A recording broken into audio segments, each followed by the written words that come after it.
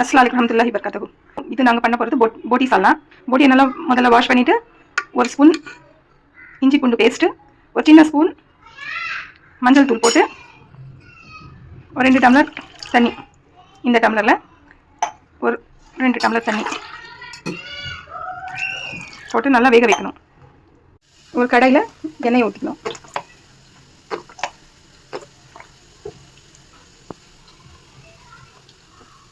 Two to 3 spoons எண்ணெய் ஊற்றி வச்சு அதுக்கப்புறமா ஒரு 2 பட்டை சின்ன சின்னதாக ஆட் பண்ணிக்கணும். அதுக்கப்புறமா வெங்காயம் கட் பண்ணி வெங்காயம்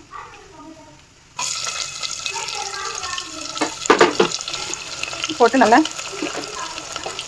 வெங்காயம் நல்லா வெந்த ரெட்டிஷ் கலர் மாதிரி ஆனும். அது வரைக்கும் கொஞ்சம் நல்லா வெங்காயத்தை வறுக்கணும்.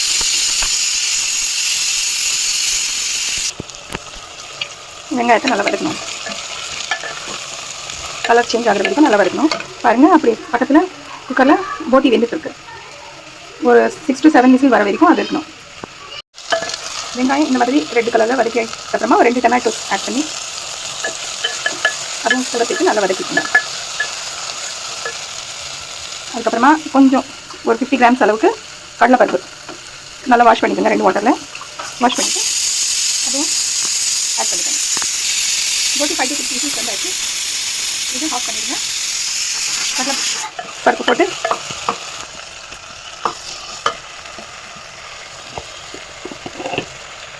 இப்போ ஒரு ஸ்பூன்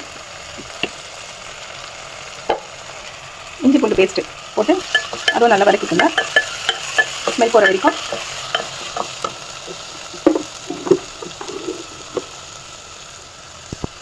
மசாலா 2 ஸ்பூன்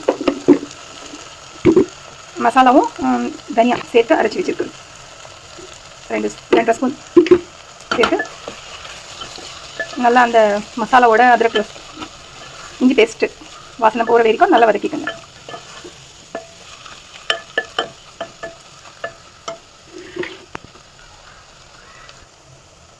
எல்லாம் வதக்கின அப்புறமா கொஞ்சோண்டு தண்ணி போட்டு ஒரு கொதி வர வரைக்கும்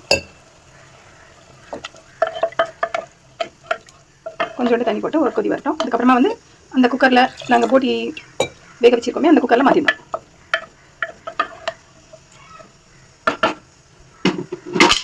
மிக்ஸி ஜாரில் கொஞ்சம் தேங்காவை போட்டு நல்ல மையாக அரைச்சிக்கோங்க. 5 to 6 விசிலுக்கு அப்புறமா எங்கள் போட்டி நல்லா வெந்துருச்சு. இப்போ இந்த மசாலா எடுத்து அதில் ஆட் பண்ணிடணும். அப்படி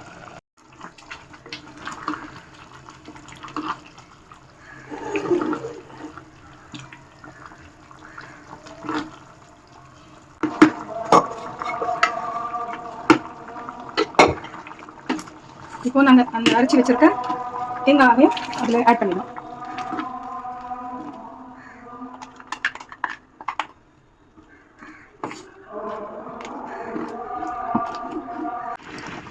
ஒரு 4 கத்திரிக்காய் கட் பண்ணிட்டேங்க.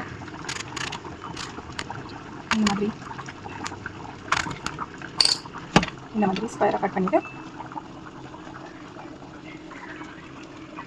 இந்த மாதிரி கட் பண்ணிவிட்டு கொஞ்சம் மல்லியும் கத்திரிக்காயும் ஆட் பண்ணிக்கோங்க. கத்திரிக்காயும் ஆட் பண்ணிக்கோங்க. ஒரு 4-5 கத்திரிக்காய் கொத்தமல்லி ஆட் பண்ணி நல்லா அது வேகிற வரைக்கும் நல்லா விட்டுருங்க.